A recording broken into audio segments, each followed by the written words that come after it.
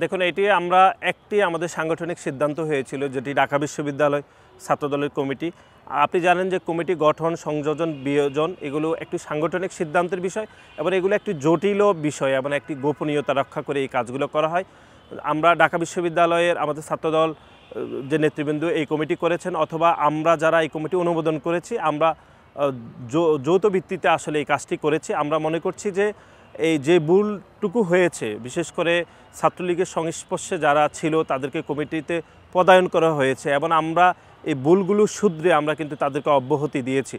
আমরা একই সাথে যেটি আপনাকে মনে করে দিতে চাই সেটি হচ্ছে বাংলাদেশের শিক্ষাঙ্গনগুলোতে, বিশেষ করে এই ঢাকা বিশ্ববিদ্যালয় সহ বাংলাদেশের পাবলিক বিশ্ববিদ্যালয়গুলোতে যে আবাসিক হলগুলো রয়েছে, সেই হলগুলোতে যে ছাত্রলীগের সন্ত্রাসীরা যে জোর করে মিছিলে নেওয়ার যে এক ধরনের সংস্কৃতি তৈরি করেছে শিক্ষার্থীদেরকে, সেই জায়গায় অনেকের সাথে, সাধারণ শিক্ষার্থীদের সাথে ছাত্রলীগের অনেক সন্ত্রাসীদের ছবি রয়েছে এবং সামাজিক প্রোগ্রামগুলোতে অনেকের ব্যক্তিগত ছবি রয়েছে। সেই ছবিগুলোকে এখন বিভ্রান্ত তৈরি করেছে আমাদের কমিটি গঠনের পর। আমরা মনে করছি সেগুলো আমাদের আসলে ভুল হয়েছে। আমরা ভুল শুধরে আমরা ভবিষ্যতে কাজ করতে চাই এবং আমরা মনে করছি যে আপনি ভুল করে সেটি শুধরেছেন কিনা, অথবা শুধরে আপনি ভবিষ্যতে কতটুকু কাজ করতে চান, আসলে এটি হচ্ছে ফ্যাক্ট।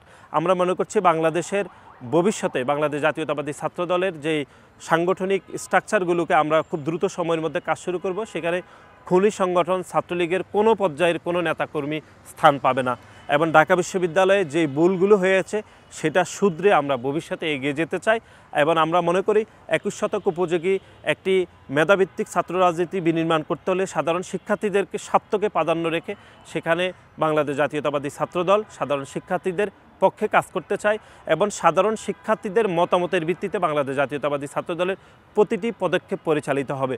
আপনি পূর্বে দেখেছেন যে একটি খুনি সংগঠন, যারা মানবতা বিরোধী অপরাধে অভিযুক্ত, সেই সংগঠন তাদের সিদ্ধান্ত শিক্ষার্থীদের উপর চাপিয়ে দেওয়ার এক ধরনের অপচেষ্টা ছিল।